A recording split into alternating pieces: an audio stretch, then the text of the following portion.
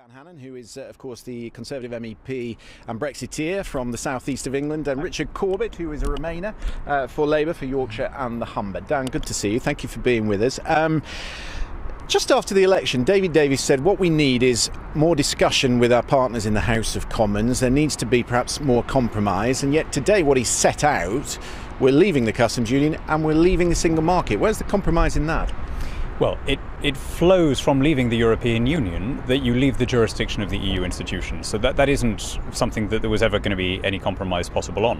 Where there could be compromise is on whether, having left and taken back control legally, you then replicate some of the contents of the single market. So, for example, I think the real basis of the single market is the rule that says that you can't discriminate against the goods or products of another member country. Now, I didn't come across anyone in the referendum in the UK who was against doing that. So it may well be that through our domestic law and through bilateral treaties, we can copy some of those rules so that you keep, if you like, the substance of quite a lot of the single market, the way that, say, the Swiss do, while being outside the jurisdiction of the European Court and the European Commission.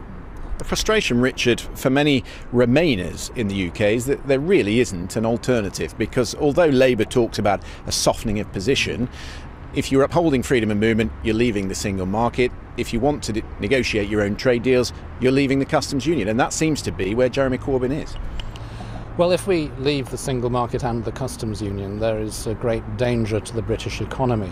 So I'm very surprised that after all the talk after the general election of that so-called hard Brexit option, the economically damaging option, being reviewed, since it wasn't endorsed by the electorate, and there was all this talk about a wider, more moderate approach, reaching out to people with different views. Today, David Davis nonetheless said we stick to the white paper which surely is largely discredited after the events of the last few weeks. When it comes to the customs union, if you're leaving the customs union, how do you have this, what David Davis called an invisible border between north and south in Ireland?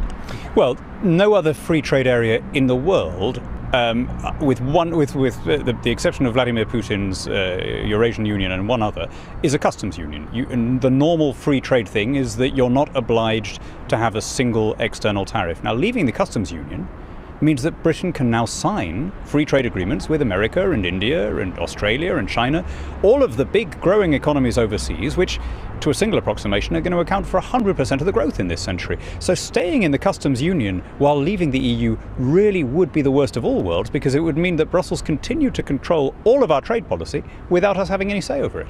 It is a tricky balance for the Conservative government, this, isn't it? Because they had to come here today looking in charge of their brief, knowing what they wanted, and yet the politics at home tells you that there's an awful lot of discussion to be had in the House of Commons.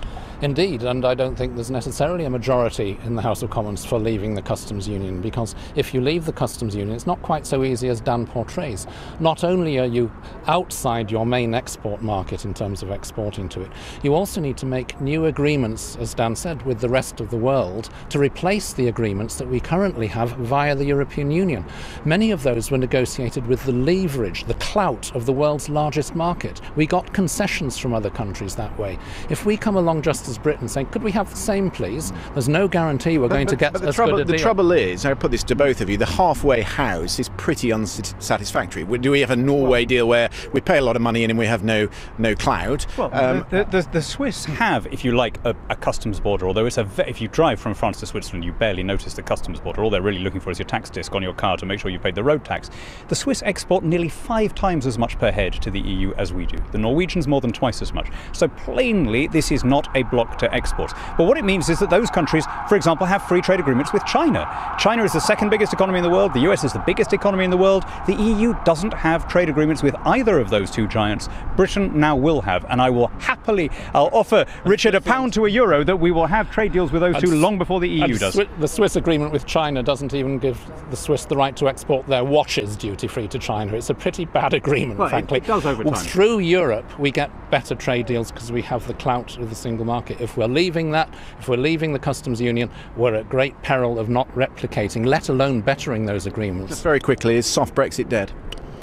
Soft Brexit, I think, is still alive. It does have the disadvantage of leaving still the European Union, because you have to then accept the rules that you don't have a say on anymore. It would be far better to stay and be able to shape those rules, but economically it's a far less damaging option.